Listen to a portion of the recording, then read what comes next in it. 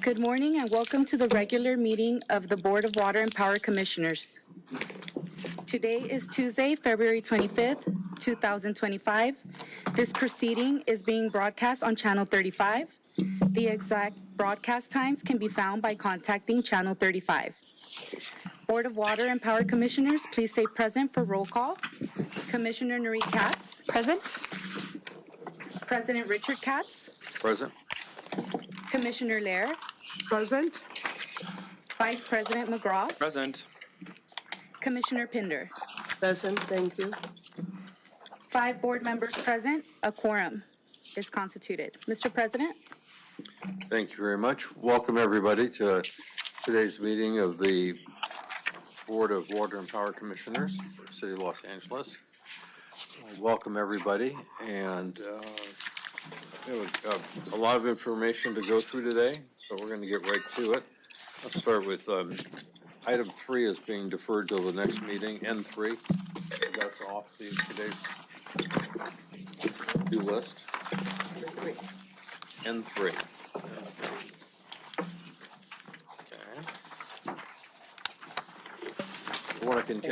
As we're starting, also want to continue to thank the crews that are out there working 24/7 to bring water and power back to people as quickly as possible, but as safely as possible as well. It's important to do both of those. It's not enough to be quick if you're not safe, and so the men and women of DWP are out there along with, first responders and our other colleagues and folks, and we are grateful to everybody for what they're doing and what they're accomplishing under difficult circumstances. And I know we'll have some talk about that today. And Joe Romalo's got some updates for people, which I think will help ease the pain for some folks as we continue to make progress on both the water side and the power side. So, with that, any other comments from commissioners before we move forward? Okay, public comment? To people providing public comment, when it is your turn to speak, please state which of the agenda items you'd like to speak to. You will have 2 minutes per item, up to 4 minutes total. If you are speaking on a specific item, you must stay on topic. Otherwise, your time will be forfeited, and it will revert to general public comment. If you would like to speak for general public comment as well as a specific agenda item, you will have 1 additional minute on top of whatever time you have for your comments on the agenda item or items.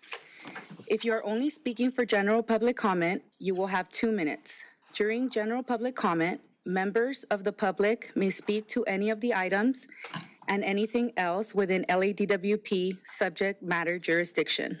A timer will sound when your time allotment has expired. We will now open public comment at this time. First public commenter is Doug Crago. Doug Crago.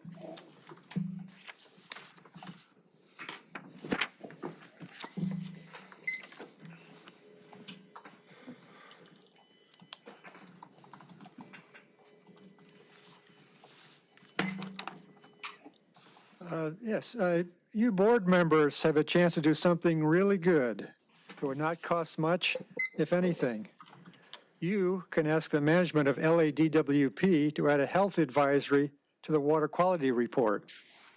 Infants are being overdosed inadvertently by parents every day with fluoride because they're using fluoridated water. The risk comes from parents preparing powdered infant formula using fluoridated tap water, which gives the infants a huge dose of fluoride in terms of body weight. This big overdose creates a fluorosis risk, which means spots and streaks on teeth, which can be disfiguring. It happens because fluoride altered the normal development of tooth enamel. Dental fluorosis has been greatly increasing in the United States in children. It's now at an all-time high. If this big infant dosage was maintained into adulthood, that person would be at risk of crippling skeletal fluorosis. But when infants get on solid food, their dosage goes way down. After 30 years of international research, there is now a growing consensus that fluoride reduces IQ in children just like lead does. These fluorosis advisories have been added to the water quality reports in San Francisco, Milwaukee, Wisconsin, and the entire state of New Hampshire. But there are powerful opponents of having these health advisories on water quality reports. They do not want their names mentioned. They never put their objections in writing. Nobody is claiming toothless infants get any benefit from fluoridated water. There's just one reason for this secretive opposition. An advisory can raise a bit of doubt about fluoridation in general. So what is more important to you? Doing what's best for infants or maintaining the silence to help maintain the reputation of fluoridation? One more note, in the news, the Utah legislature recently voted to ban fluoridation in that state. And if the governor signs the bill, fluoridation will be banned in Utah. Thank you for your time. Thank you. Next up. The next public speaker is David Bullock.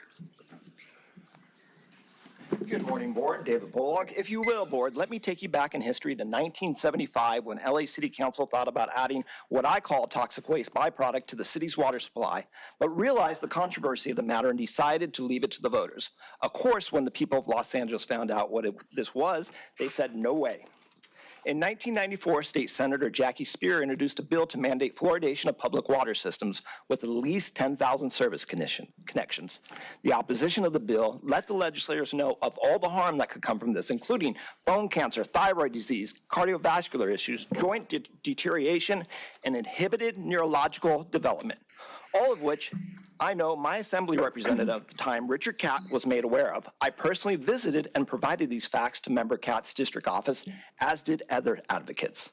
Unfortunately, the Legislative Analyst's Office wrote that these were beliefs, like a religion, even though they have been scientifically observed.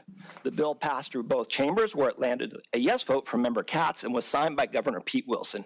It was implemented through the LA City Council in 1999, and LADWP started fluoridating the city water later that year.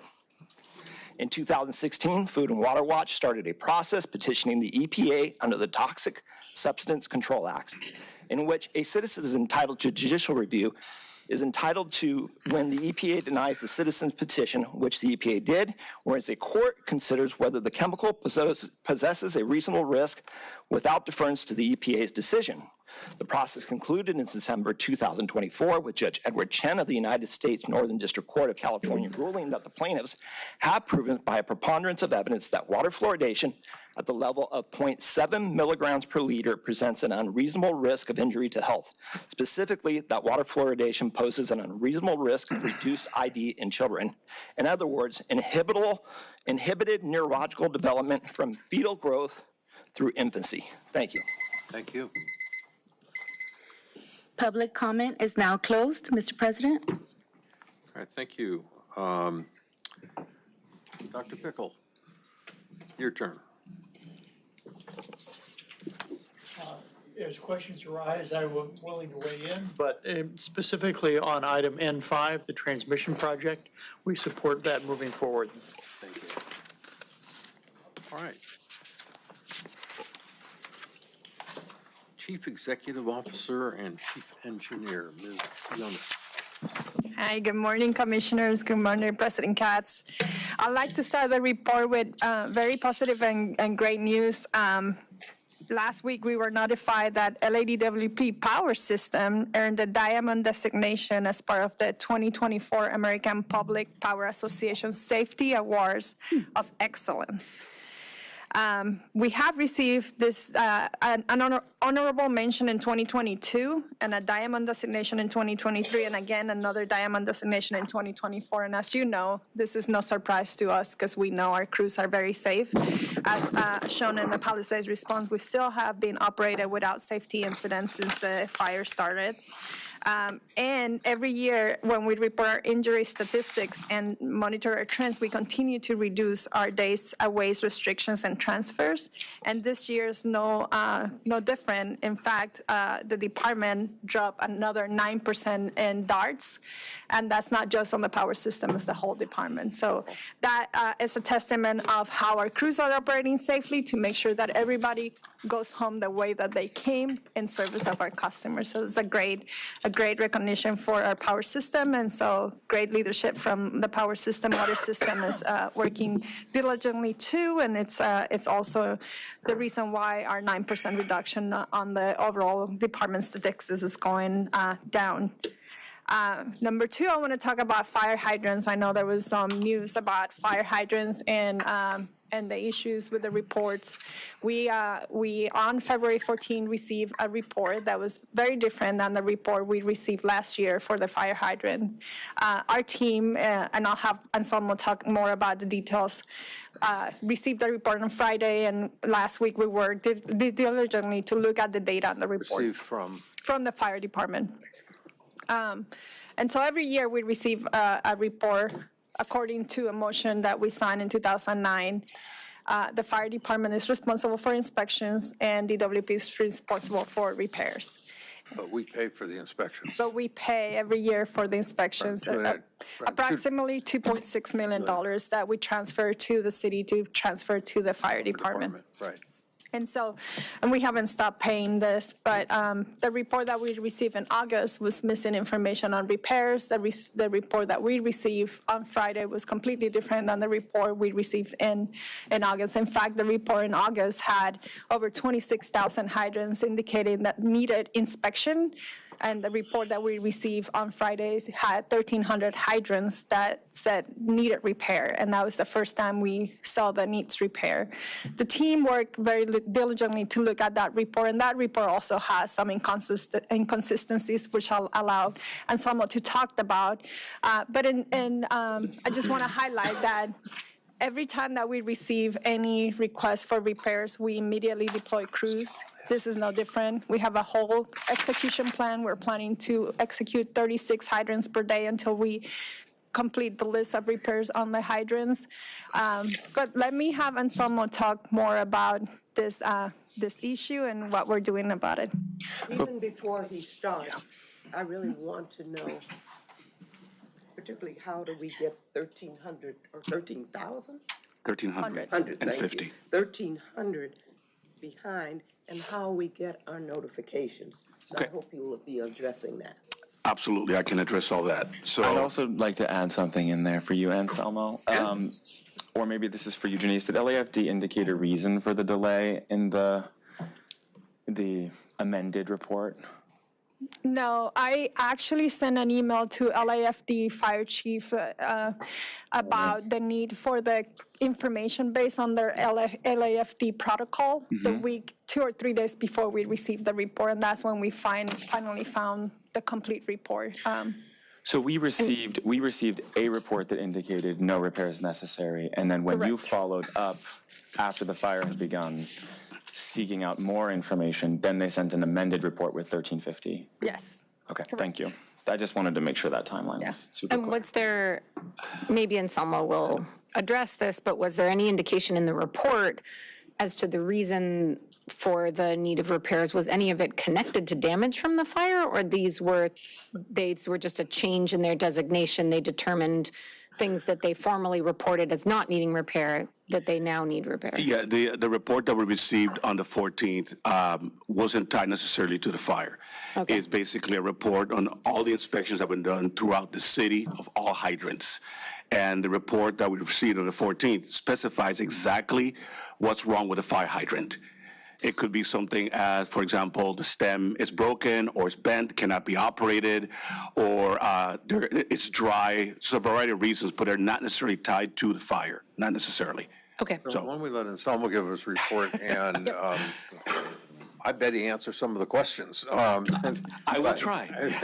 I know you. But before you start, I just want to highlight something to Commissioner NURIT KATZ, is that I actually requested from the fire department that they inspect the Palisades hydrants a week before last so that we can execute any repairs before people are officially allowed to come back into the area. So Excellent, we thank haven't you. received that report yet. Hydrants are hydrants.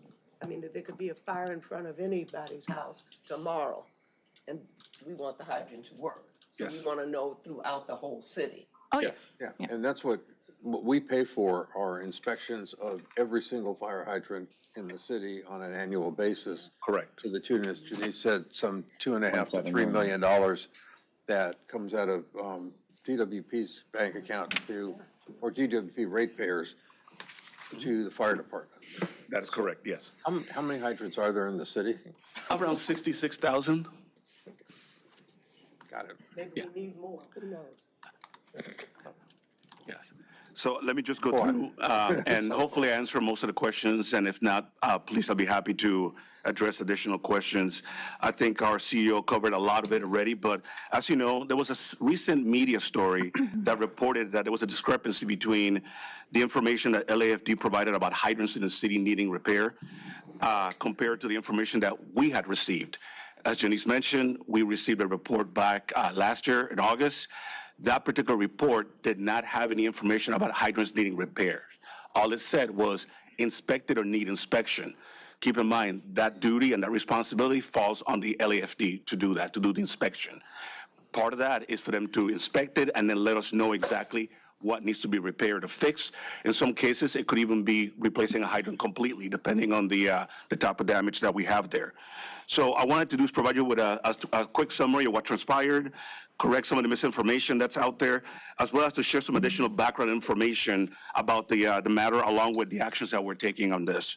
So once again, on February 14th, late in the day, we did receive the list from the LAFD.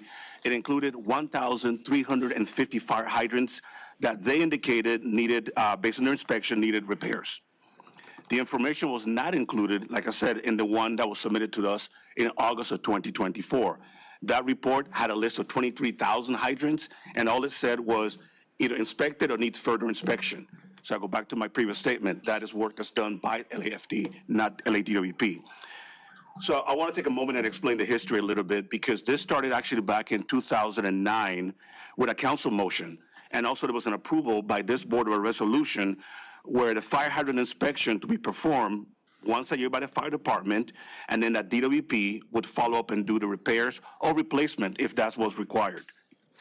Under the city council motion and the approved resolution by this board, DWP currently pays around $2.6 million annually to the fire department to do the inspection work, and then to let us know exactly what needs to be fixed or replaced in the hydrant itself.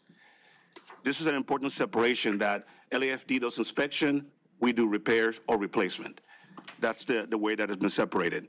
And so we pay for the repairs and the replacement? Yes. Yes. Yes. So when we get a report, if there's a hydrant that needs to be replaced or fixed, my staff goes out there and we'll do the changes or fixing, and we don't bill anybody for that. That's part of our system.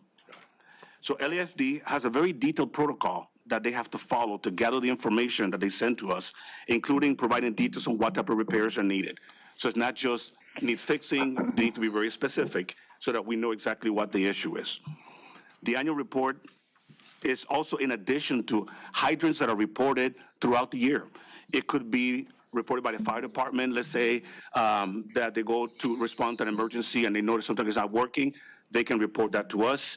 A lot of times when we have car accidents and somebody runs into a fire hydrant, we'll get a report, we'll go and replace it. Department staff might be checking out the system, may notice a problem, or the public at large as well. Any of those requests can come in ad hoc at any time, and we address those repairs immediately as well. But the annual report is something that is programmed in to receive that information officially from the fire department. And once again, that's for the entire system, all 66,000 hydrants.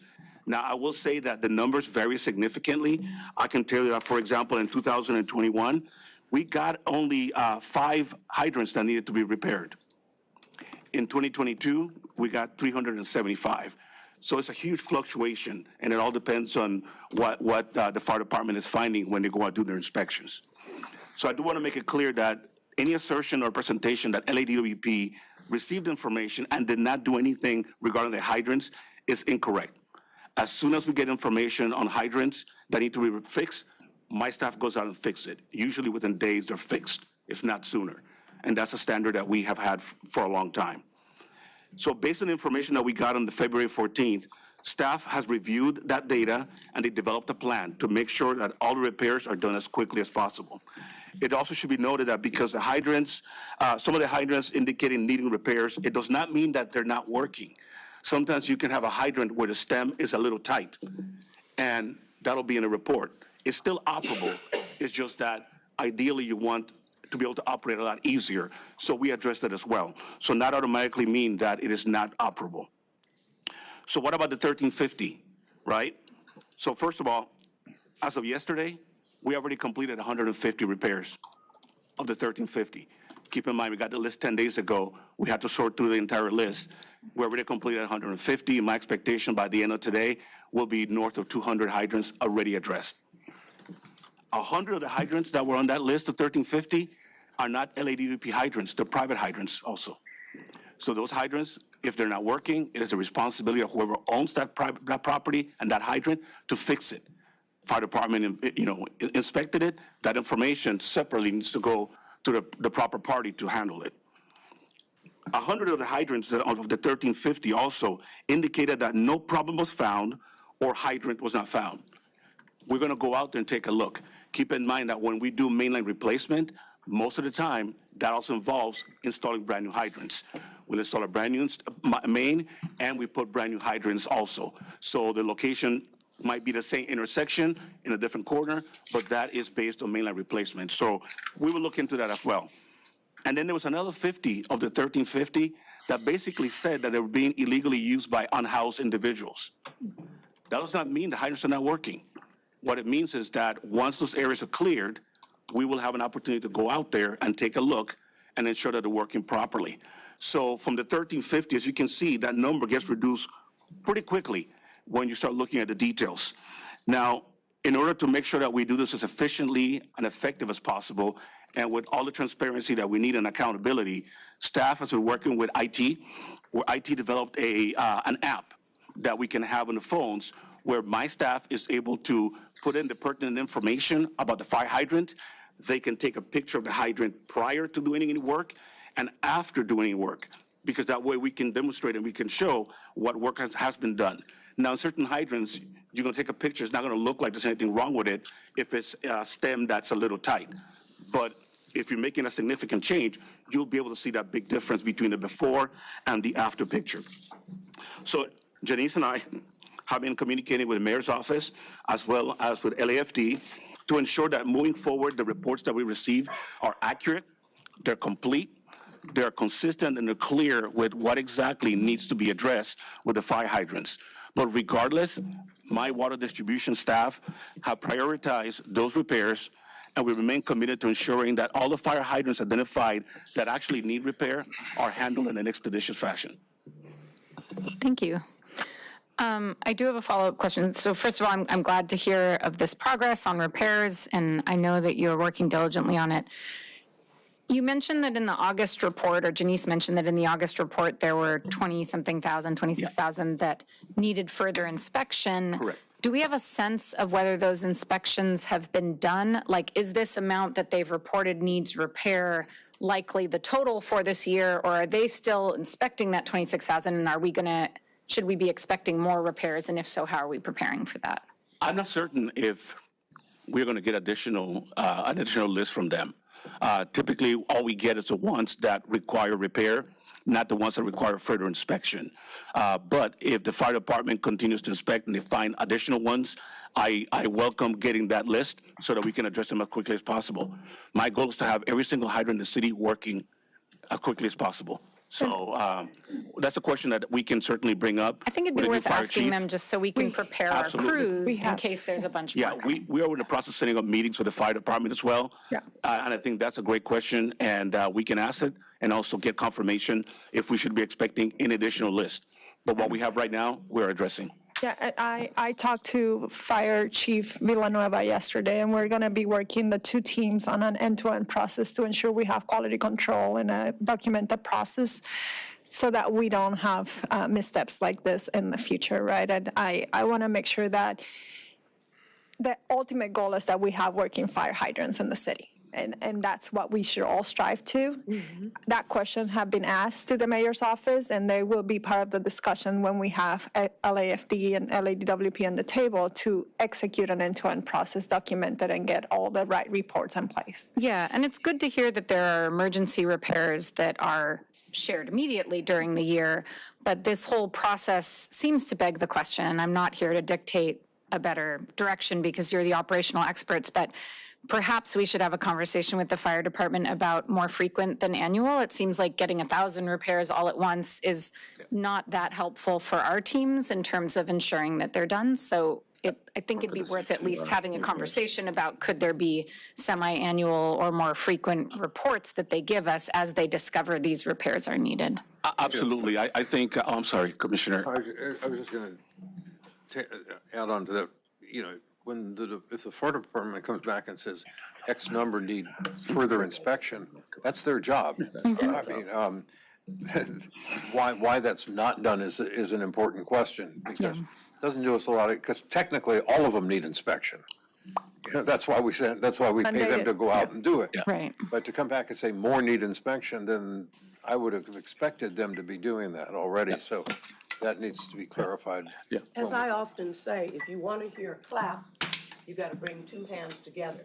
So we have something here that's not working. I come to you and say, I've inspected it. When? That's some long time ago. So then you scramble to get it done, or you have a whole lot to do. But if you remember, I also said, while we're looking at everything, because I want everybody clapping, do we have enough fire hydrants? Now, I heard something about the homeless are using some of them, and therefore those are out of whack. Well, I don't know what that means, but do we have enough fire hydrants? Because we need to have them working, and we need to have enough of them. Absolutely. The fire hydrants are requested by the fire department. So as you have developments, let's say somebody's building a new building, there is a requirement to look at what the fire protection is. So we get a request from the fire department to say, I need, let's say, 4 fire hydrants. I need them in this approximate location. This is the size of the hydrant that we need. That information goes to our water distribution division, and then we go ahead and install those hydrants. We do have 66,000. It's quite a bit more than most major metropolitan areas.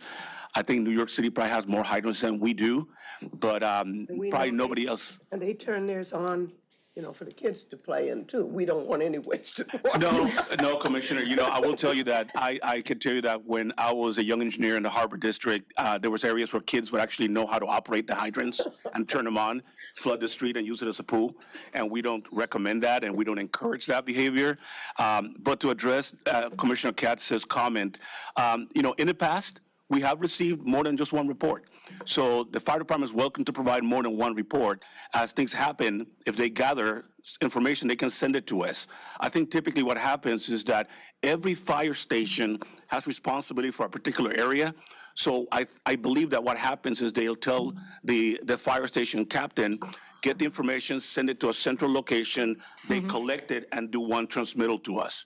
But the way I see it is that if you have a large number of them that come in at once, rather than sit on those and wait till everybody comes in, more than happy to receive that information, start working on it. If we get a second batch, we'll address it as well. So we don't dictate that it can only be once. We just want to make sure that we are actually getting it so we can address it on a timely fashion. It's still going back to Yeah. 2 people coming together here. Correct. The other thing I will say that we want to also change is when the fire hydrants are repaired, my goal is that we're going to communicate back to the fire department and let them know which ones have been addressed already. So it's not only them telling us, please go fix it. I'm going to say, I fixed it, and here's what happened. So that they'll have also the information that is actually working now. I think we need to close that loop, and that's part of the process that we're developing, is to close the loop. Yes, sir. I have a bunch of questions for you, but first, I want to go back and just establish process and timeline so that we're all super clear. And also just to check my understanding or my math. So ever since this process was established by the City Council and by our respective boards, what happens is that we receive an annual report on the repairs that need to be done to fire hydrants, which is the responsibility of LAFD, and we usually receive that report in August. The number fluctuates every year. The number we received in August of this year was a 0, but it noted that there were several tens of thousands of hydrants that had yet to be inspected or needed further inspection, which is not our responsibility, it's theirs. Yeah. We didn't act on the list because there was nothing to act on. Sometime between August and Janice's request, at the end of January, 1,350 fire hydrants needed repair, which means either that those hydrants needed repair in August and they weren't transmitted to us, or somehow they were all inspected and came offline between August and February 14th, which I think is probably highly unlikely. That's not our job to fix that process. That's the Fire Commission's job. But since we've had those in our possession, Water Distribution's been acting really quickly to get these repairs done, assessing what type of repair it is, noting that some of these remain operable even though they require repair, and that we've been able to do about 150 in 10 days, which means we should be able to clear this list in about 90 days. Is that right? My goal is to have everything done in less than 2 months Okay. total. 59 days. Great, I love to hear that. Well, you're tracking to 90, so you better tell someone to hurry up. I'm sure they're listening and they've heard me say that before, so it's no news to them. We do repair and replace hydrants in the interim, either when we're upgrading our infrastructure or when we receive a one-off request because of something like a car accident, et cetera. Yeah. Do we have a goal of sort of our repair time per hydrant in those one-off situations? Typically within the day. Within the day? Absolutely. If let's say, for example, there's a car accident and they knock over a hydrant, usually my crew will go out there to make sure that the valve is closed. The fire department will try to make the location safe after the accident. Once they're done, we'll go in and we'll basically replace the top and put a hydrant on pretty much immediately. So usually within the 24-hour period, the hydrant is repaired or replaced. And this further inspection list that they shared with us of these 20,000 fire hydrants out of the 66 that we have jurisdiction over. Yes. Is that usual for us to receive that in our August report, or is that sort of a one-off that we got that The list? number, the quantity? No, just for us to even receive a list of need further inspection. No. Typically, the list that we get is the ones that basically say, we've inspected it, here's what's wrong with it, please fix it. Okay. That's it. Typically getting a list that says needs further inspection, that doesn't really do anything for me. What I need is tell me which ones I need to address. So typically we do not get lists that say needs inspection or needs to be re-inspected. I get a list that says it's been inspected and here's what's wrong with it. And I'm sure Dr. Pickle will appreciate this, but this is $2.6 million a year that's coming out of our ratepayers' pockets to reimburse the fire department for doing these, and then the additional cost of repairing or replacing these hydrants is also on our ratepayers. And so, it's not really my business whether or not the fire department follows its own protocol, except that it seems like if they're going to return us a list for 0 repairs, and then within the matter of a couple months have 1,350 on the list, that tells me something about their process is wrong, and they're not using our ratepayers' funds as expeditiously as they might to do the job we're both agreed to doing. I think, like Janice pointed out, there's like an end-to-end problem here, and it seems like we'll get around the table with Interim Chief Villanueva and the mayor's office and fix this.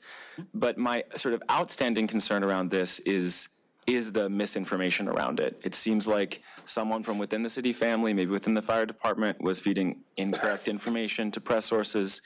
And I appreciate our efforts to correct the record, but it does really concern me that we're not acting as one city family when it comes to both understanding our responsibilities, executing our responsibilities, and speaking about our responsibility, our success to execute on it.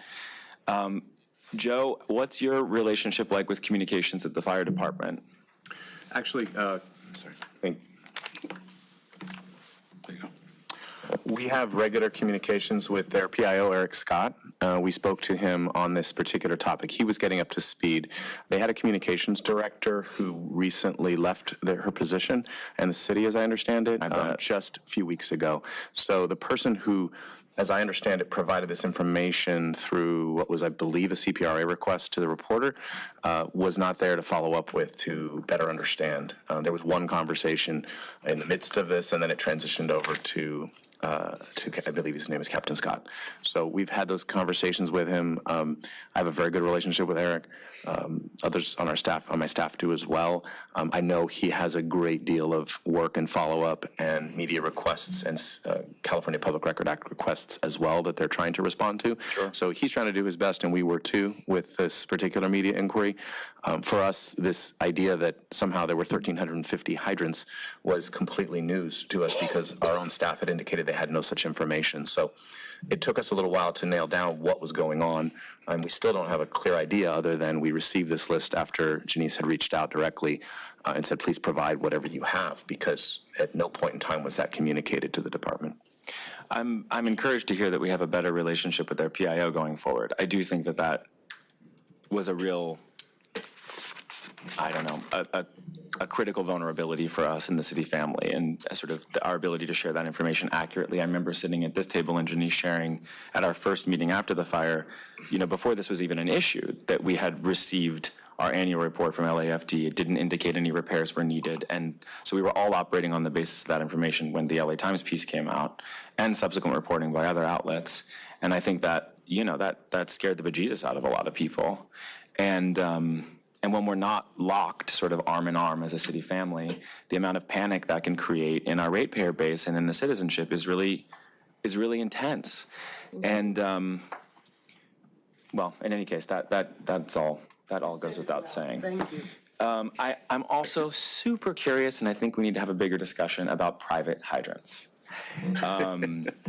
I understand from speaking to you, Anselmo, and to you, Janice, that there are private hydrants, many of them throughout the Palisades, where there are larger residences or people with more money that can afford those type of connections.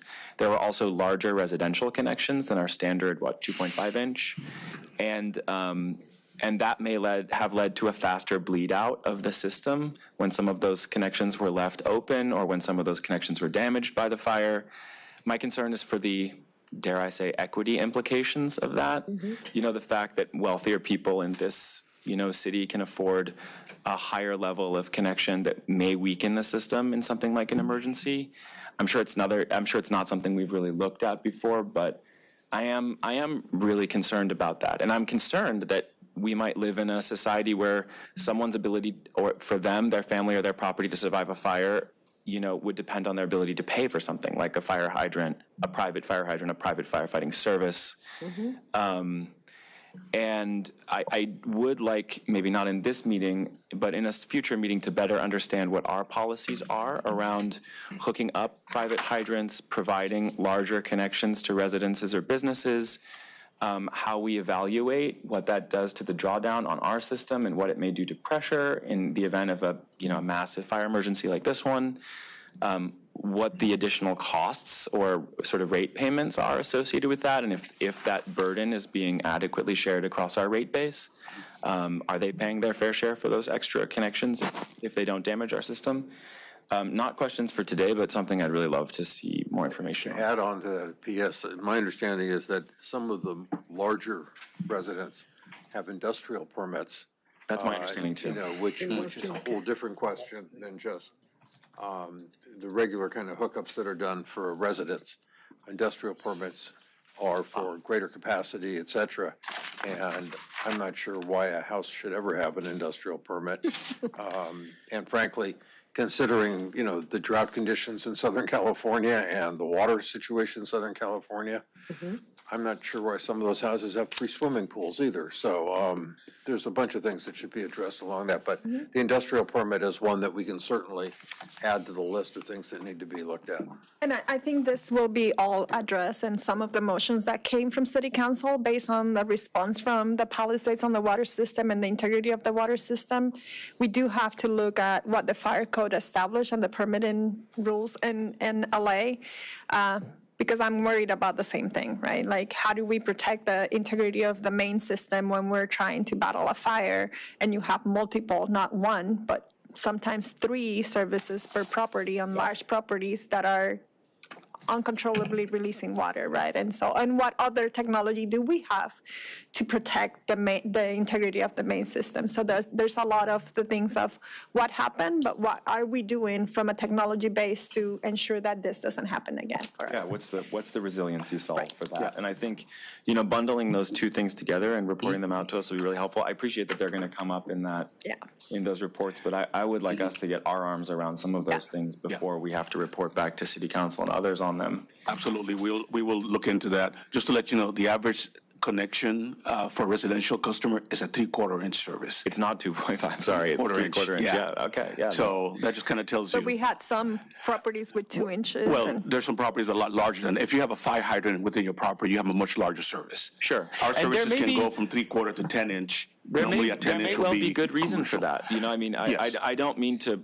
poo-poo the existence of it just on its face. Like, there may be good reason for that in the regulations. There may be good reason for that from a fire suppression standpoint. There may be good reason for that from an ecological standpoint, having to maintain acreage of plants or trees or things. I don't know, but I would like to know. And I don't want us to ever ask for anything that is putting us in a position that we're talking about those who have X and those who have Y. Again, we are simply trying to have what is adequate and proper and correct for every person that is connected to our system. Personally, I don't care if a person has 2 pools. Then they pay for 2 pools. We all know it. I drive a heavier, bigger car than somebody that's driving a lesser car in the sense of using gas. So I have to pay more. So we know how to balance out the things that go on in life. So we do not want to start now, even in our tone, pitting any communities against any others. I know people who've used their pool water to put out a neighbor's fire.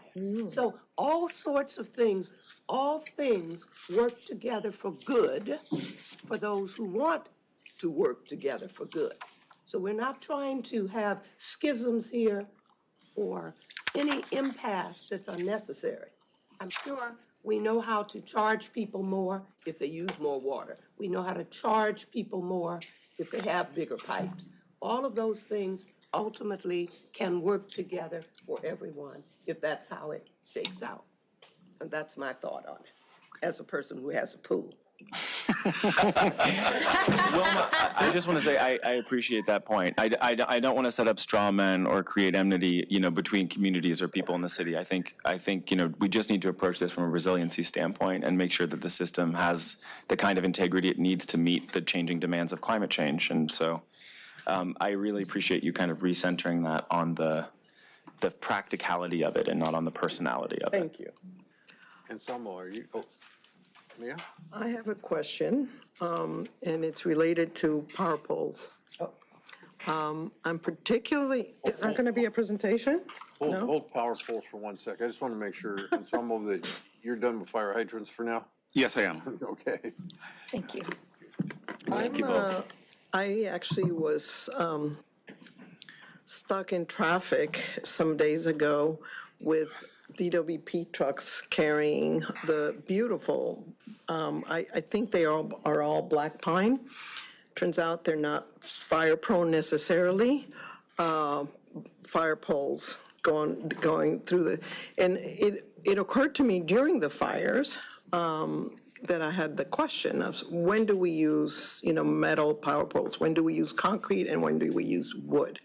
And I did do some research, and the black pine is a particular tree from our forests that does, isn't fire prone necessarily, but I'm just curious. What, and is there, did people notice that areas with more wood power poles sort of, basically suffered more damage than others? You want to take it or you want to? Sure. So to talk about poles, so there is a lot of conversations right now going on in the Palisades because that is, as we know, a tier 2 fire hazard area. And as we're coming back and replacing some of the poles that were lost in the fire, we are coming back with steel poles. A lot of time it has to do with wind loading and weight limits of the poles, things that were installed many years ago. The codes have changed, the safety regulations have changed. So when we come back and actually touch this equipment and have to replace it, we have to build it to current specs. And that's going to be a much taller pole. It's going to be a galvanized steel pole in some cases. And the community may not necessarily want to see that where there was a wooden pole before. Our intention to come back in the Palisades is to underground anyway. So what we're trying to do is just get the power back on, and we're doing it to current specs. As far as the susceptibility to fire damage for a wooden pole obviously is much more than other equipment. They are treated poles, so they're treated with a chemical that is fire retardant. In the last few years, we've started doing a coating. I'm not sure how far up the pole we go. I'm going to make eye contact with Brian Wilbur. How far up do we go for fire coating? 14 feet. 14 feet on the poles, there's a spray that we install. And that no, the creosote is what they used to treat the poles with. Now the chemical is, I don't know. we can get back to you on that. But the fire retardant chemical is like a black tarry substance that you'll see sprayed on the outside of the poles from the base. And it's mainly about brush clearance. If there was something that was to cause a brush fire around the pole, we're hoping that that fire retardant coating will protect that pole and save that asset. What we also saw in the response to the Palisades fire was when we had those the inspection crews from the SIFTI crews from PG&E, they came down and also were able to spray a fire retardant chemical ahead of the blaze and save some of the poles. So as we come back into our area doing recovery, we're going to be bringing everything up to current specs. We're also cracking the book on the wildfire mitigation plan, which is going to have us start to look at different things that we may not have looked at before. A lot of our maps are going to be changing, so areas that used to be tier 2 may now be tier 3, and we'll have to take additional precautions there. So I think as people look at the area and we come back and do recovery, it may look different than it did before, and that's because we're improving safety and hardening the system. And this is a bigger part of the story that we can talk at some other time, but you know, everybody thinks they have to take every tree down from within 100 feet of any structure to protect their property, and that is something that, you know, there are a lot of people and foundations getting together, UCLA getting together to make sure that this conversation comes out there and that it's shared not only with staff, but with others, other agencies, but also with the community, that you don't have to take down every tree. Yeah, absolutely, Mia. Thank you for raising that. There have been some important conversations in the community, both in Altadena and in Palisades, on this topic. And as you mentioned, an expert piece that came out around fuels management. There is a lot of misinformation, and so for any members of the public who are tuned in, you know, there are good resources out there. There's a guideline document from the Britain Fund about what to do with your trees that are damaged by fire. The Community Forest Advisory Committee and the Palisades Forest Committee are both working on these issues and trying to help make sure that the public is informed.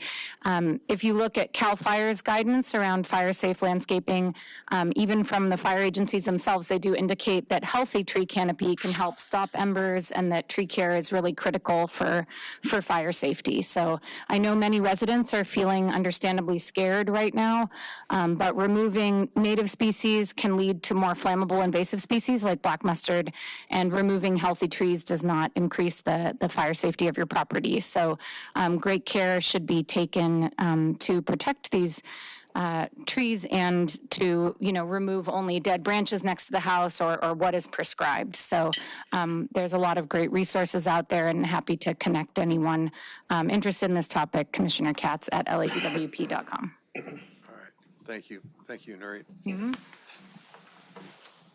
Where are we? Back to me. Yes, Yes, still back see to the you. notes report. Back to you. This is the most important announcement we have to make today, which is we're lifting the do not drink notice for 2 pressure zones in the Palisades. So I don't want to steal your thunder because this is really a labor of love from the Water Quality Department with the Water Distribution Department and a lot of people from the department that used to be Water Quality that came and helped also to get a lot of the samples taken off. So some of you want to please brief. Absolutely. So good morning once again. I think we have a couple of slides that I wanted to show. So if we can put this on the screen, that'll be great.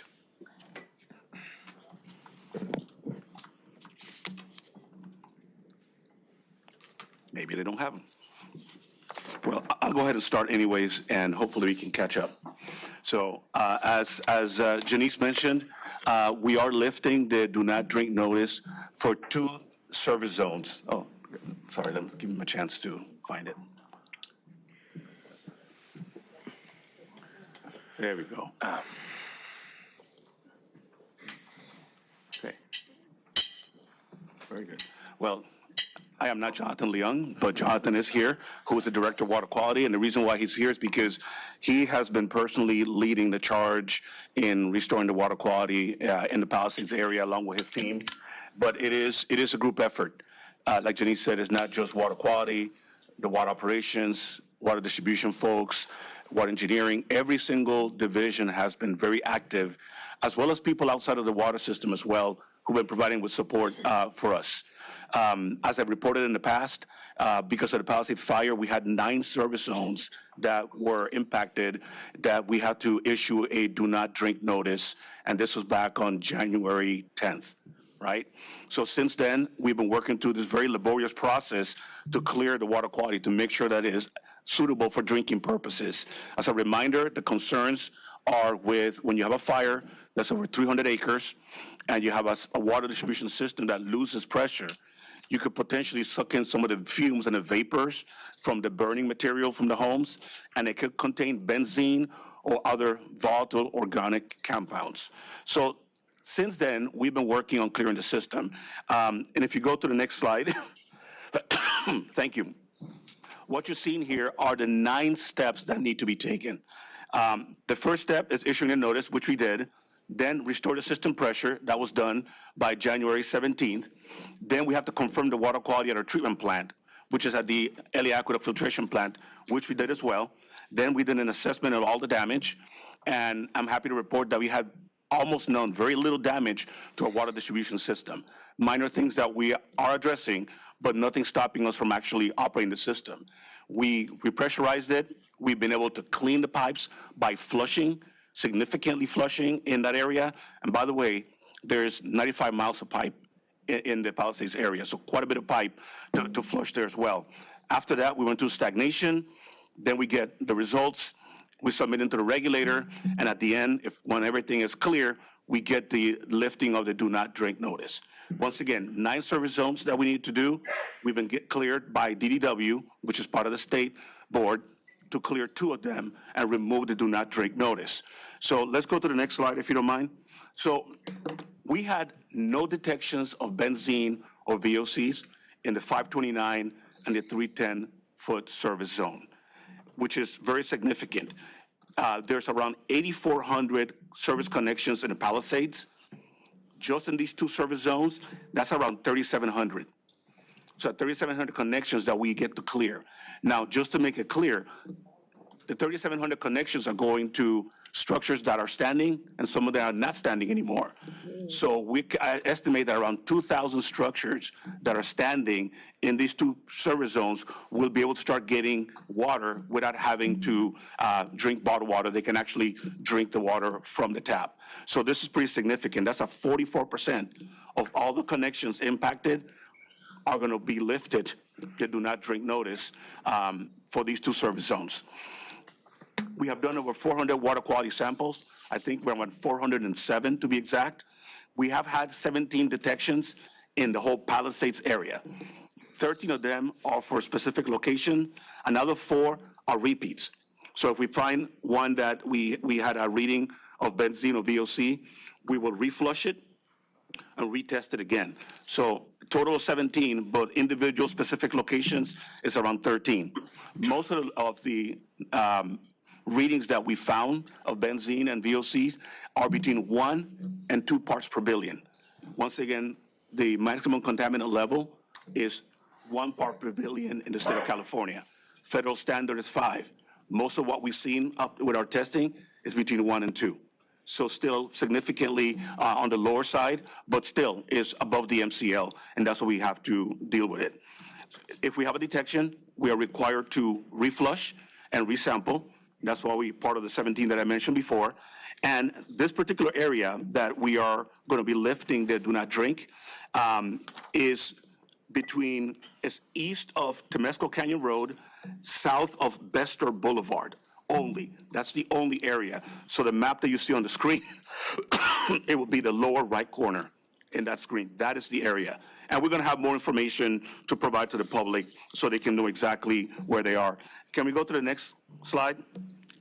So as part of the public notification and outreach, one thing that we need to do is to revise the do not drink notice and issue a cancellation notice, once again, for those 2 pressure zones only. We're also going to provide door hangers, and I'll show you what it is that we're going to provide. We're going to do public information on our website, and Joe's going to talk to you a little bit about some great work that's been done in adding even more information for the public to understand what's going on. We are going to be making calls, sending emails, texts to our customers that have subscribed, letting them know if they're in those areas that the do not drink notice have been lifted. We have informed our customer call center so that they have the pertinent information as well, because I'm sure that after this announcement, there'll be a lot of calls coming in. So we want to make sure our customer service reps know exactly what they need to say, as well as we're going to be attending community meetings, any other type of formal gathering to provide information to the public at large.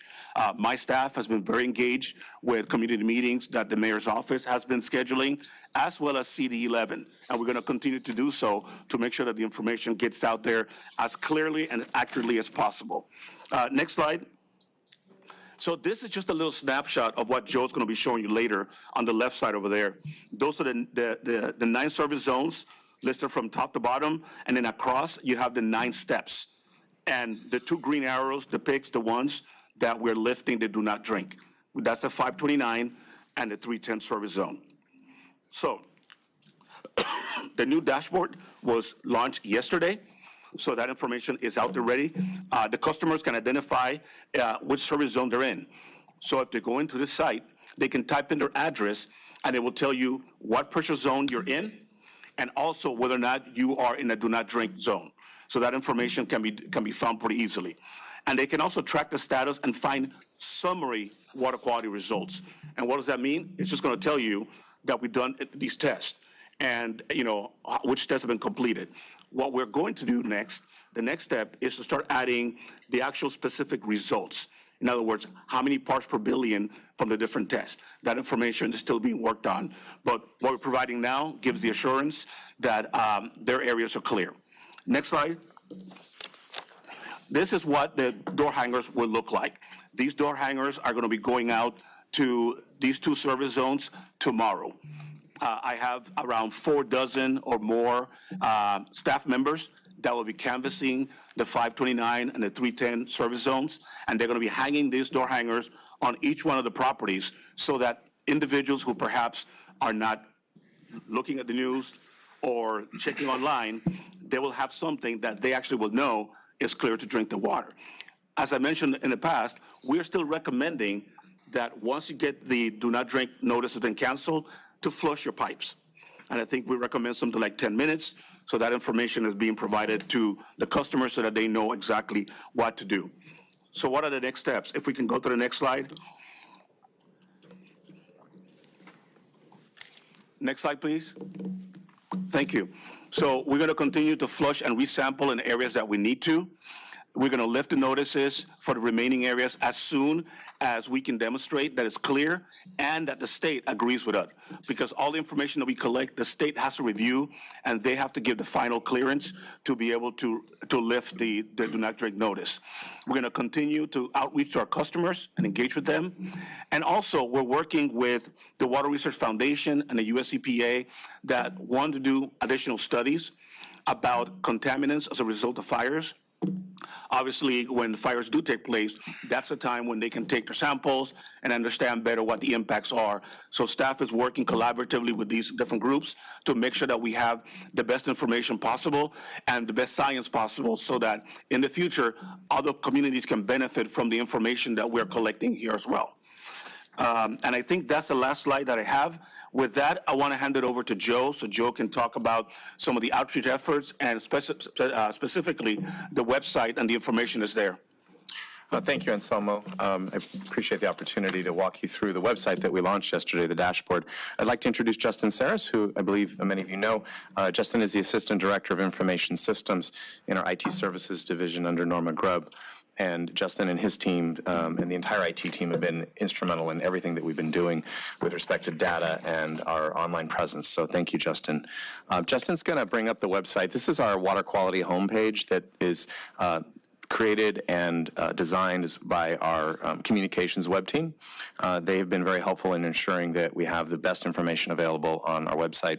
From here, we are linking to the Palisades restoration site. And on here, the restoration progress dashboard is what we're going to show you today. I'd like to mention, too, that each of these pages are ones that we can link to on social media directly to help people get to information quickly. This is also information that we've shared with not only the public through our social media channels, but obviously our policymakers, council staff as well. And I want to give a shout out to CD11 staff who really were a significant part of the collaboration on creating this page and the information that we've contained here. We received a lot of information asking for more understanding about the process that Anselmo just walked through for you. Also, for all of the data and test results. What's really important when communicating this is context.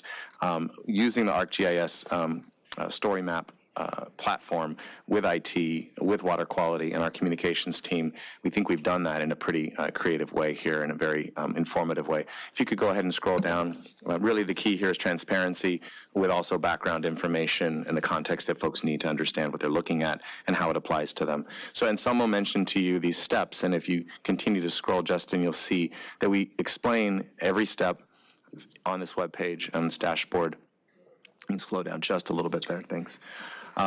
And, you know, just really briefly illustrating it, visually describing it. Go ahead and continue through, Justin. I want to mention that this was assembled in the course of probably a week and a half to 2 weeks to launch, once we had all of the information that we were trying to wrap our arms around this. It explains the rigorous process, the regulatory approval process, as well as the step we're at now for 2 of the zones that Anselmo mentioned on lifting the do not drink. What's complicated, and I think Anselmo has mentioned this before, is that customers are served by water service zones that they don't know they are a part of. These are one of the most challenging parts here to communicate.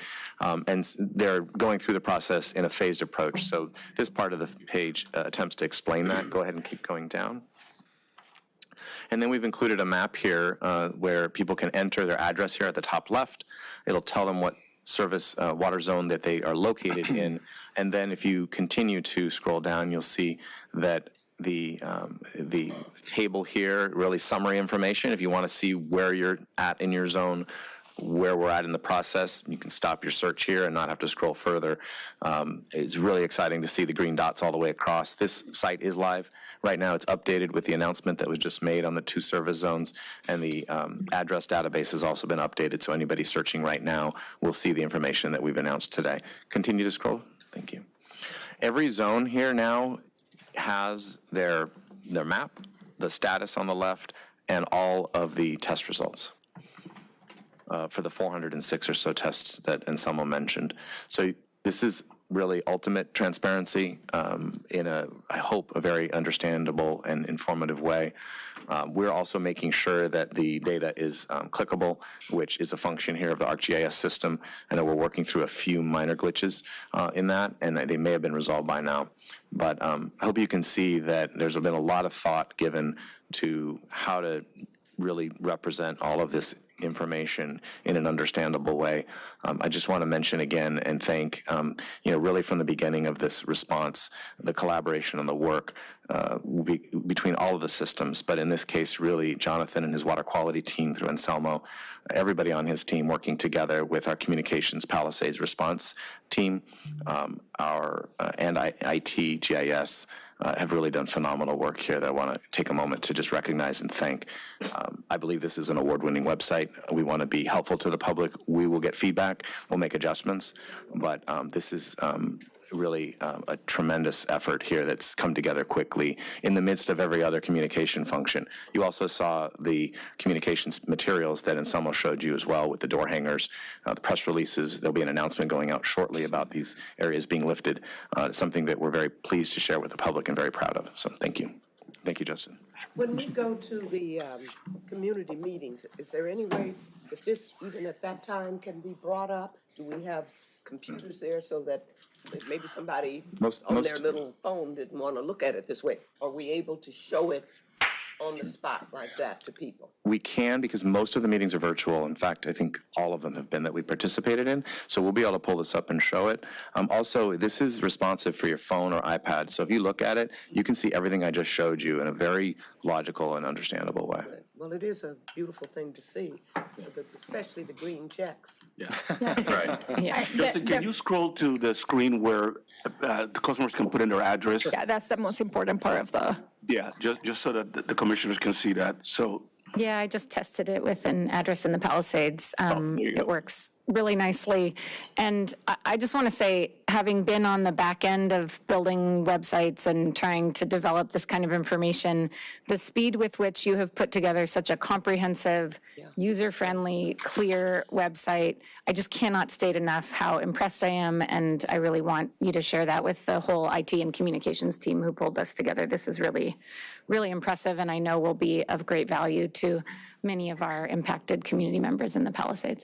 I did hear you say something about the pipes and the numbers, and you said most people don't know they're connected to that. You're going fast, as you have to do. Can you tell me what you're talking about? I mean, why would they, are they at a disadvantage because they didn't know before something? I mean, yeah, I can explain that. So our service zones that we have 113 pressure zones or so in the city, and those are based on the pressure and the hydraulic grade line. So the average person doesn't even know what a hydraulic grade line is. So a particular pressure zone is not necessarily tied to a zip code.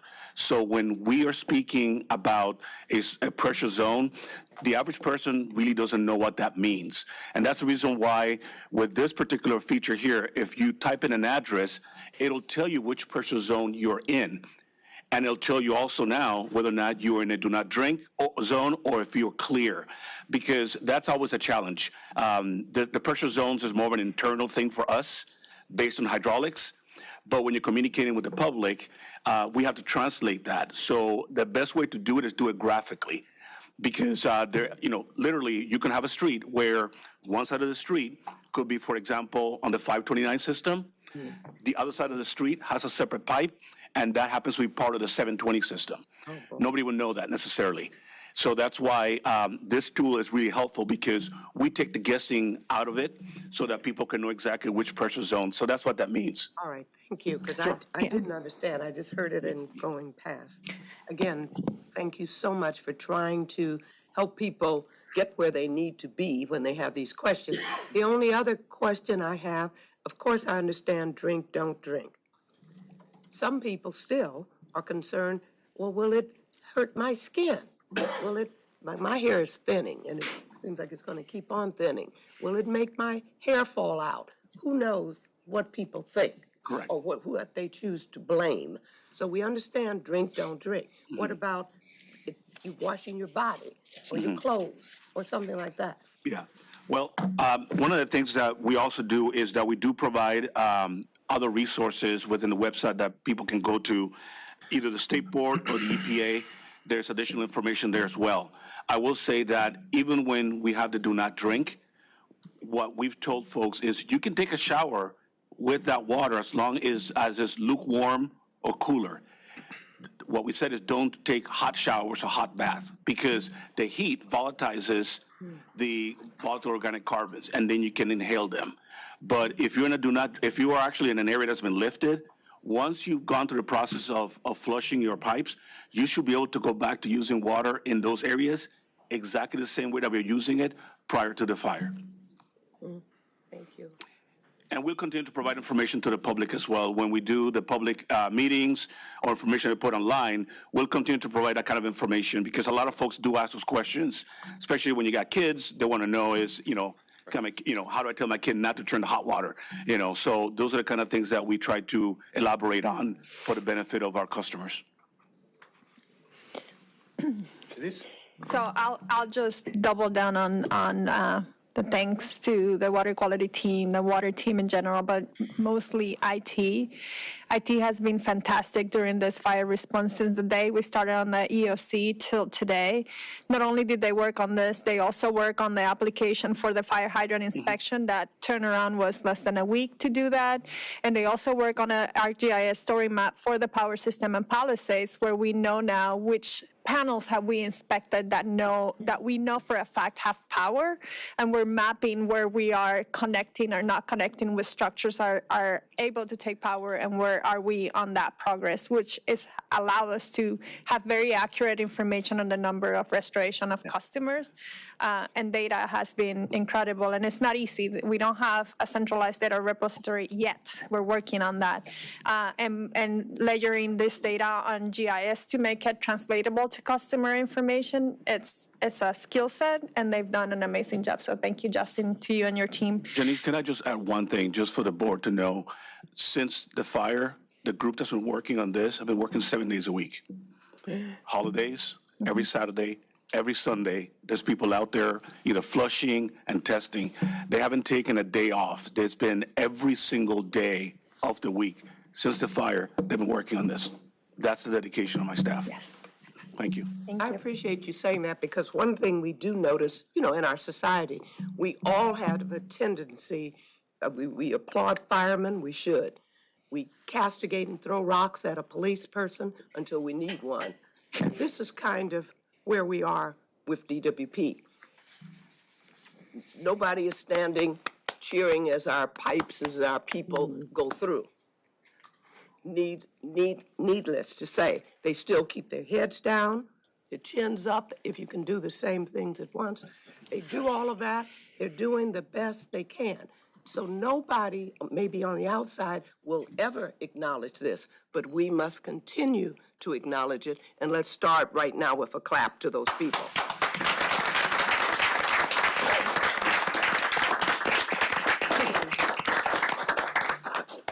I want to tout some, GIS was created by Esri, and they're a Redlands company. And Jack Dangermond is a landscape architect, trained as, at the same school I was trained at. And I think they deserve a little bit of at some point, whether you think the programs could improve a bit to make it more usable for you or not. But they're now having regular conferences for public sector to come and learn more and weigh in. So Jack Dangerman's brother was Pete Dangerman. He was the head of state parks some 10 years ago. So just saying, a great sort of California family who has given us basically the tools. And so something to celebrate. Yes, definitely. Yeah. All right, power restoration. We have replaced about 695 poles to date. Like I mentioned, we have now a greater visibility on the power system. We're in the hardest to reach poles now. That includes helicopter sets and crane sets. But I'll let Mr. Dave Hanson talk about what we're doing on March 1st and where we are on an undergrounding planning and actual restoration as of today. Very good. Thank you, ma'am. Good morning, commissioners. I had all these sweet notes written here I was going to say about Justin and Norma on the IT team, but I feel like we've beat that horse to death. So we'll just say we expect the same level of excellence for my next 25 years working here. Really, it has been incredible for them to be able to materialize exactly what we were asking for when we had stood up the EOC, the Emergency Operations Center, in 24/7 mode there when the fire started. Those of us that were manning that station, we would come back the next day and there would be new computer screens in there, new programs, and a sweaty Justin standing there with a laptop.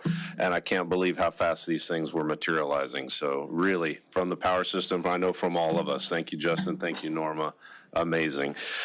So yes, we are working on resetting the poles in the area and clearing debris, coordinating out there at our Unified Utility Recovery Operations Center, the UROC. We're still set up at the Palisades Recreation Center. Mr. John Vanacore is in charge of that effort, coordinating with various groups from power as well as joint and water. So we told Mr. John Vanacore that he has two bosses, me and Anselmo, and you can keep Joe in the loop also. And we're all just trying to make sure that they've got the support that they need to move forward with recovery. March 1st, the date that Janice mentioned, that's our focus date to open the Palisades Rec Center to the public for utility permitting and rebuilding. We've got LA Department of Building and Safety, Bureau of Engineering, several telecommunication companies, Spectrum, just to name a few, that are out there set up at the basketball court at the Palisades Rec Center. And the intent is to have a greeter at the door and have a one-stop shop for customers to make it much easier for them as they start to recover and rebuild their lives. We do have electric vehicle chargers are being installed out there as well. I'm not sure exactly the quantity, but I'm told 45% complete with whatever it is that we're, the total number that we're working towards out there. Again, that award that we won from APPA, that's a credit to the crews who are working safe out there in the field, following safety protocols, having their daily tailgates. We've gone out there a few mornings and been there with the crews to see and watch how they're getting their work assignments and how they're documenting their safety program and working safe when there's bosses looking over their shoulder and working safe when bosses aren't looking over their shoulder, which is the most important component of our safety program. So we're very, very proud of those crews. We are currently reviewing our plan for the Palisades area. Originally, we had wanted to build a new distribution station in that area, which is a 35 kV to 5 kV station. And we haven't been successful over the last 2 decades almost trying to rebuild or build a DS-104. But now we've got some ideas where we may not necessarily need to go that route. And what we're looking at is our 12 kV system. So we're going to be getting some details going, putting out some proposals into the engineering and procurement world to see what everybody's design ideas would be for that. So we've got some meetings scheduled later today to go over the details. So our objective at this point is 100% undergrounding, and we're hoping to land very close to that. Thank you. And I have 2 more updates quickly. We have, this Thursday, we have the it's the 13th annual tap-off competition at Sylmar West Training Center for our water guys. It's like alignment rodeo but for the water teams. We'll be there cheering on the crews. This is really important because it brings the crews on teamwork, on the skills needed. It's a fun event for them and to be proud of an organization that's so good at maintaining their water system. And we have placed first in many of the competitions, so we expect to do that this year as well. Time and date again? It's this Thursday, and it starts at 8 in the morning. At which center? Sylmar. Sylmar? Yeah, West Training Center, Yep. 8 to 3. And then the next one is we got another award for our website, and Joe, I'm gonna pass it on to you because I'll probably mess up a lot of the details that are important in here. Thank you. Last year in January of 2024, we launched our newly redesigned LADWP.com website. The new website provided important changes and updates, a better user interface for our staff as well as the public, and also helped us ensure compliance with ADA standards. Among the new features were the interface, improved navigation, and enhanced search, as well as a much more mobile-friendly design. We were recently awarded 2 2024 W3 awards. W3 recognizes excellence in websites, advertising, and marketing, and it's sponsored by the Academy of Interactive and Visual Arts. The 2 awards were for the gold winner Best Utility Web Design for LADWP.com and the 3 awards for gold for Best in User Experience. This awards have been in existence for 20 years, and it was an honor to receive it, along with the partners who helped us implement this, Acquia, as well as Hounder, who helped with our design and supporting and working with our staff. As well-deserved recognition and represented really the culmination of many, many months of work across this organization, as well as with experts in web design to launch a better interface. We are working currently on the customer portal side of our LADWP.com, the part where customers enter their account number and username and then go to pay their bill and do other functions. It's a much bigger lift. We're in the process of doing that and hope to have that project completed in the next 12 to 15 months. And that's all I have. That's it? That's it. You want more? I got more.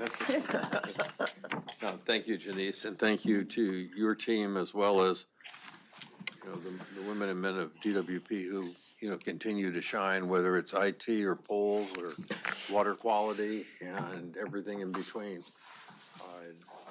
Folks are doing an incredible job out there, and the city is grateful, and we all appreciate it. And particularly underscored with the, particularly proud of the fact that the safety record for working under these circumstances is phenomenal.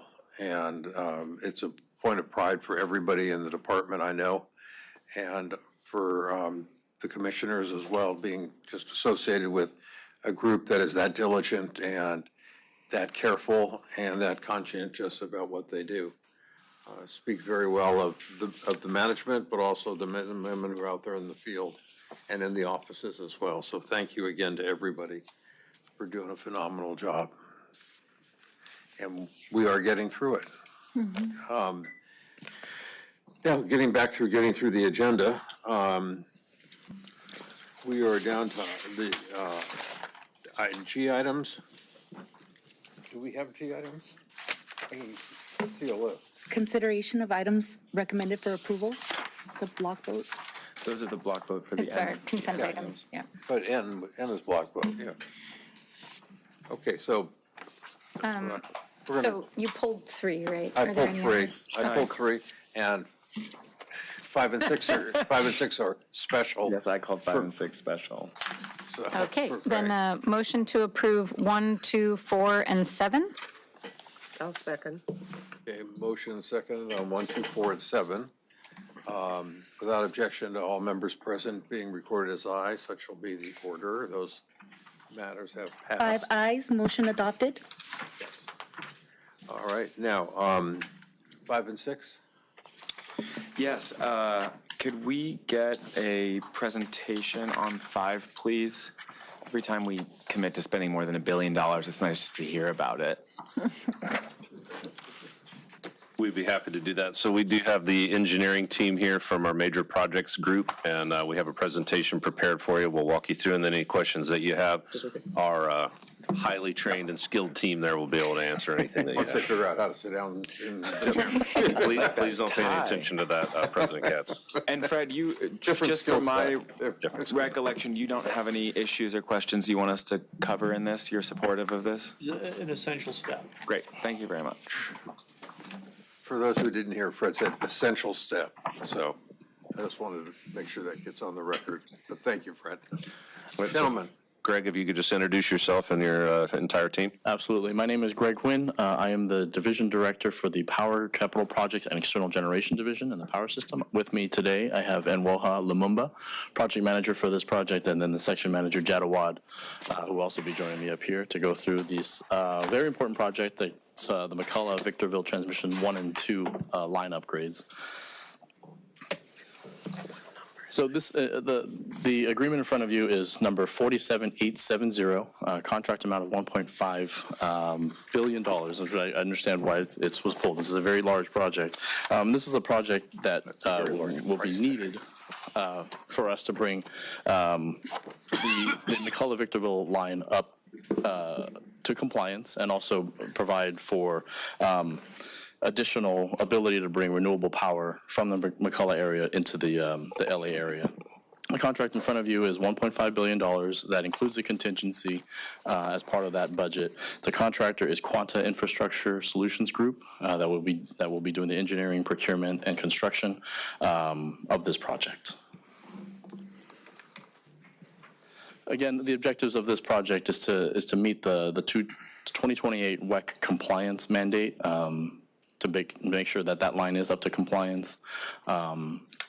And then, again, the ability to bring additional capacity of 475 megawatts of renewable energy, and the opportunity to do some upgrades and refurbishments on a line that has been an important part of our power system, and bring the refurbishments and upgrades that we need on a line that is very important and was constructed several decades ago, and bringing that back up to compliance.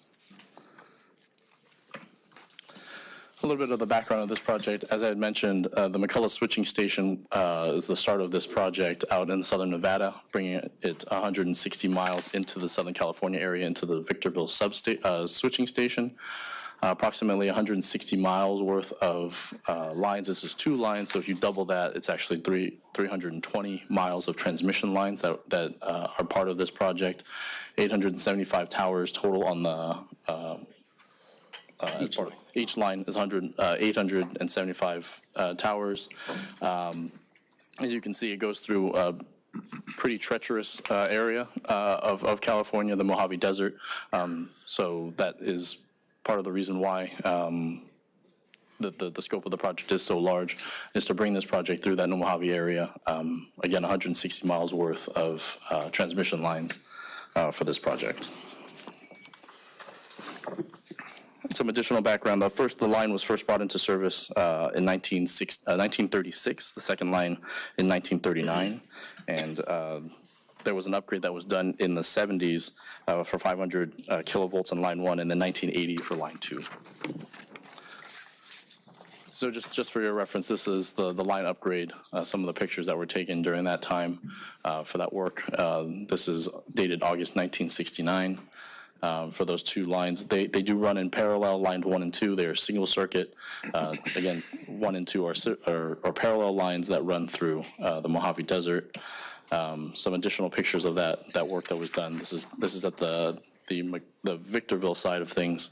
And then the last picture here too, just additional construction pictures during the upgrade in the 70s. So these are the conditions that we see today. Again, one of the big reasons why we want to do this project is to bring the infrastructure to compliance and make sure that it is performing to maintain the reliability of that line. You can see going left to right some of the damage just from age and time. You have some bent steel members, and cracking of the foundations. And so the part of the project will be to refurbish and repair some of these damaged portions of the towers. And again, just perhaps rather than go on, going back to that photo you just showed that had the date of 1/20/2020.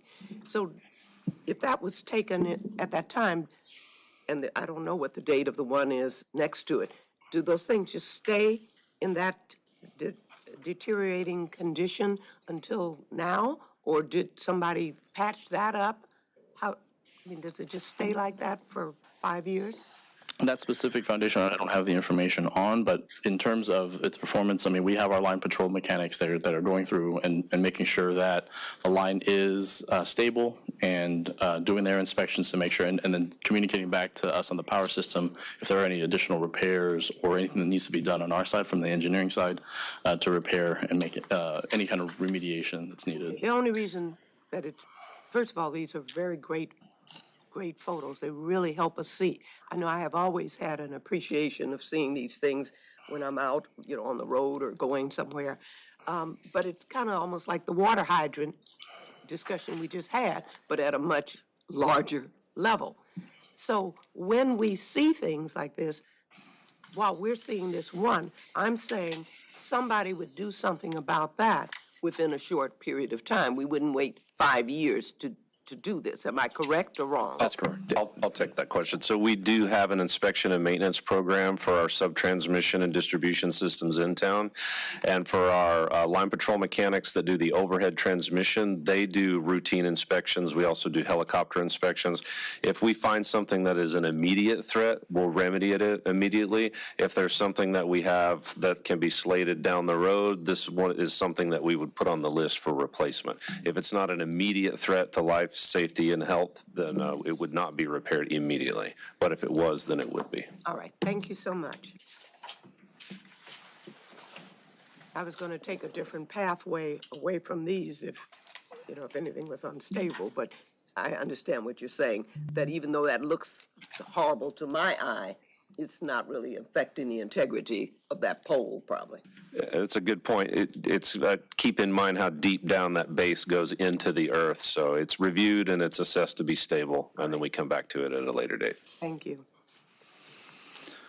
So again, just to review, the scope of the work here is to upgrade the hardware, the steel towers and the foundations and the conductors for the project to bring it up to WEC and NURIT compliance. In terms of the scope, about 77% of the existing towers need remediation.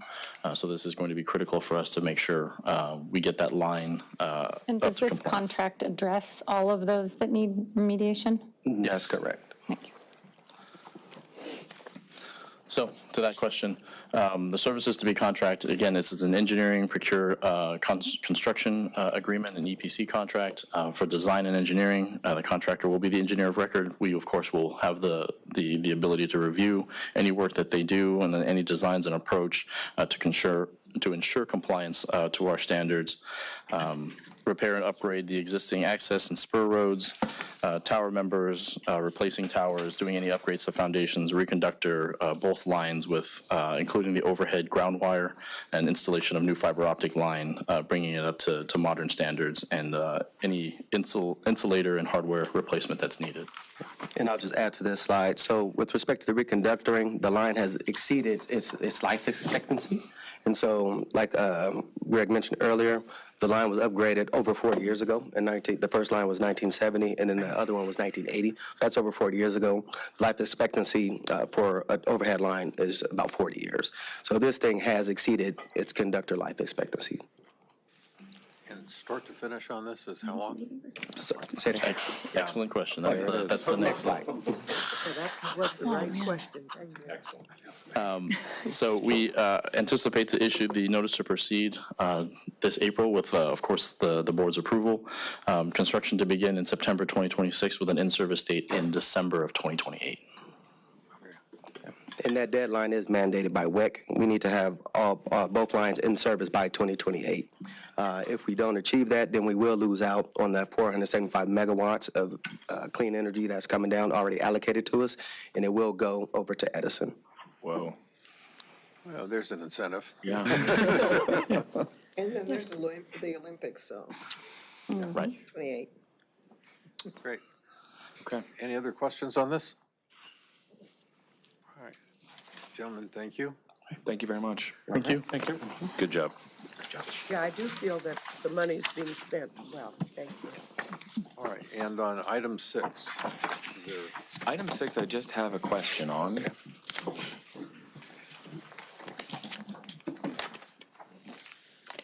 And maybe you can just answer this for me, Anselmo. So for this MWD sort of get-ahead agreement, what happens in a prolonged drought if the water's not there in the 5-year payment cycle? Are we reimbursed the amount that we paid out?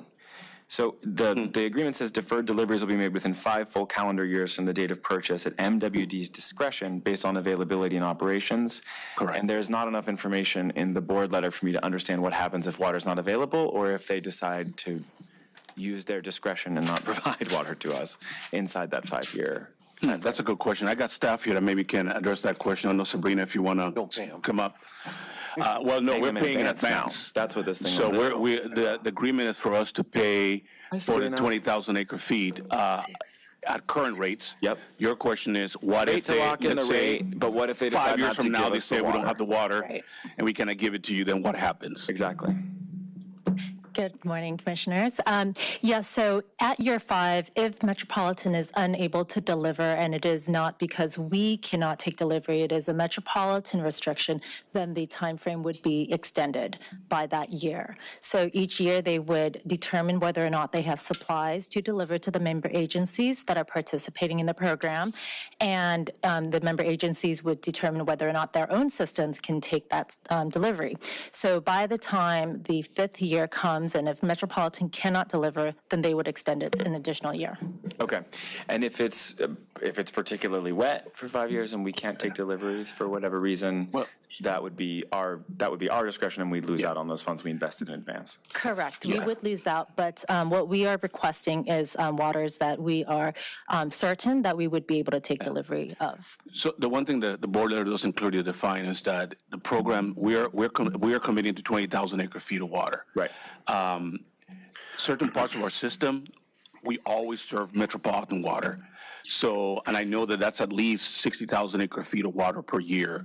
If you look at a typical delivery, we'll get on average 240,000 acre feet of water from Met. The part of the system that's below the tie-in at the other, on the... It'll be the system on the east side. Yeah. The east side of the system, and also the harbor area.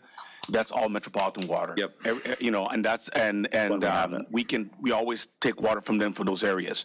In addition to the supplemental water we take for other parts of the city. Sure. So the 20,000 acre feet, I'm pretty certain we will use easily.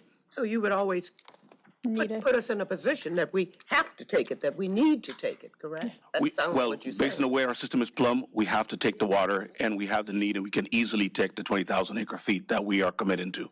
That makes sense. That's helpful. I'm just checking on these things because, per acre foot, per unit of volume, it tends to be our most expensive water, and it's also the water that is the most vulnerable to climate change impacts, other users, and we don't control the infrastructure that gets it to us. So. Correct. Yeah. Okay. The benefit, too, is, you can take water either from the Colorado River or State Water Project. Sure. Along the Colorado River, Metropolitan has a significant amount of storage because of Diamond Valley.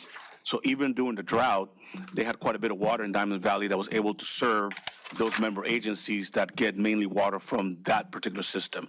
We get some water from there, but most of the water that LADWP purchases from Metropolitan is from the State Water Project. Okay. Diamond Valley's not easily accessible for our needs. Right. No, their system is not plumbed to send that water to like the West San Fernando Valley. And that's a challenge that we've been working with Metropolitan on. Their system, the way it's plumbed, can send water to what they call the Central Pool area, which is more like the LA area, and then south. So what we're asking for, we've been working with Metropolitan, is ways to move that water, Colorado River water, all the way up to the West San Fernando Valley. That gives us then full redundancy, which is what we ideally want to have. Got it. But if they were ever able to do that, would we be paying for the cost of doing that, of moving it like that? That's part of the discussions we're having right now. Okay. Just think ahead. I'm trying to understand all this. Yeah, the Metropolitan does have certain projects that they're working on to be able to push that particular water further west into their service territory, meaning our service territory. So there are some projects along the ways. There's additional projects that I would like to see them do, but there are some things already in the works to do some of that and accomplish it. That answers my question. Thank you, Sabrina. Thank you, Anselmo. Thanks, Sabrina. Motion and a second on items 5 and 6, please. Motion to approve items 5 and 6. Second? Any objection to all members present? Aye votes. Both items pass on 5-0 votes. 5 ayes, motion adopted. Yep. Okay. Let's see. Oh, we have your motion. Minutes. I think, did we do the minutes?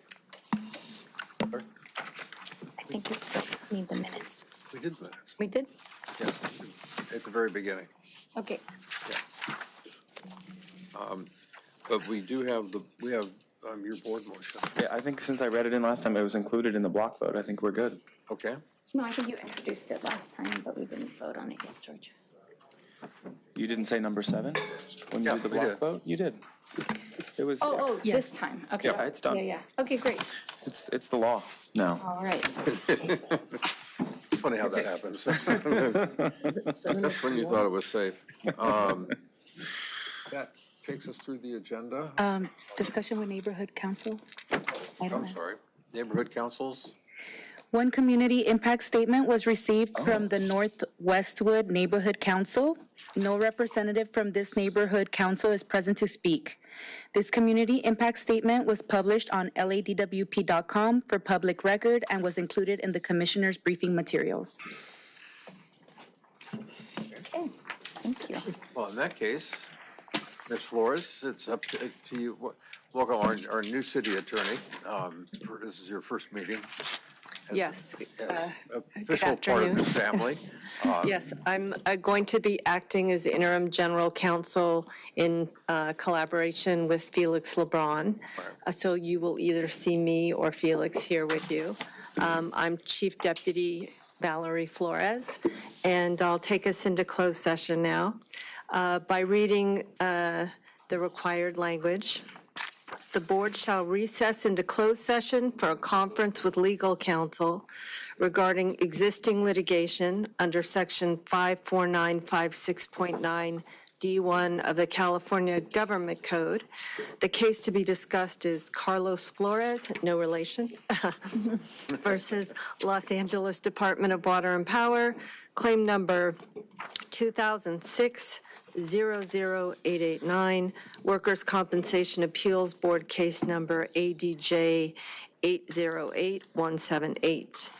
The board shall publicly report any action taken in closed session and the vote or abstention of every member present thereon in accordance with section 54957.1 of the California Government Code. Great.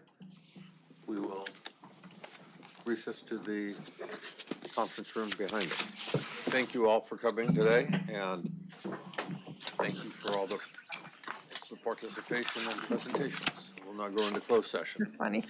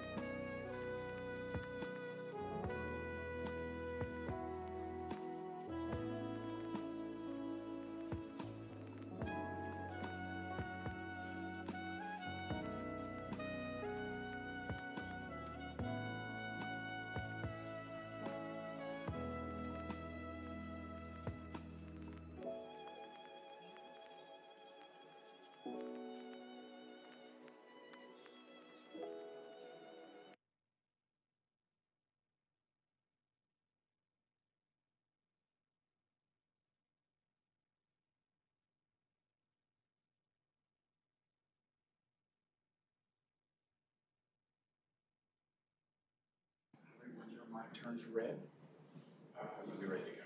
Okay. Thank you. They're looking for him.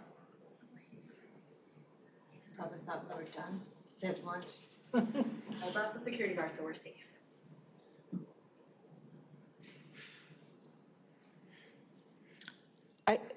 I was told when the microphone went on and the music stopped, we were ready, so I think we can start. I don't know if we can start without, can we start without Channel 35 being present?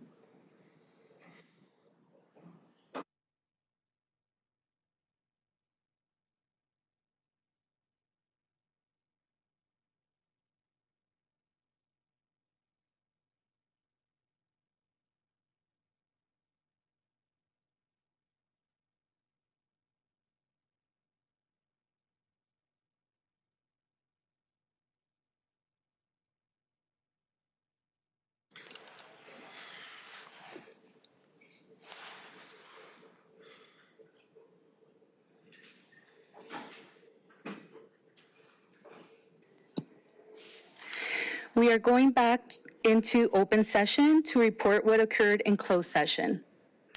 Thank you. Chief Deputy City Attorney Valerie Flores. I will report now that the board voted 5-0 in favor of a settlement in the case of Carlos Flores versus Los Angeles Department of Water and Power, claim number 2006-00889, Workers' Compensation Appeals Board case number ADJ 808178. The LADWP board agreed to pay the sum of $896,835 by way of a structured settlement with projected benefits up to a maximum of $1,140,646 to settle the Flores case. Thank you. Thank you.